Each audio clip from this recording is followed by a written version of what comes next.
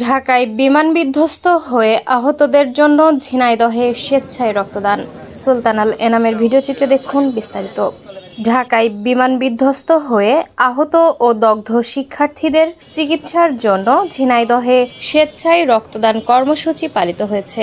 সকালে শহরের পায়রা চত্বরে ডক্টর অ্যাসোসিয়েশন অব বাংলাদেশ জেলা শাখা এই কর্মসূচির আয়োজন করে।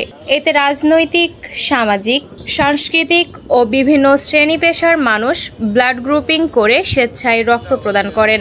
সে সময় কেন্দ্রীয় কমিটির র্যাবের সাবেক সদস্য ডাক্তার ইব্রাহিম রহমান বাবু, ডাক্তার মোস্তাফিজুর রহমান, জেলা কৃষকদের যুগ্ম আহ্বায়ক খুরশিদ আলম নাসিম সহ বিভিন্ন নেতৃবৃন্দ উপস্থিত ছিলেন।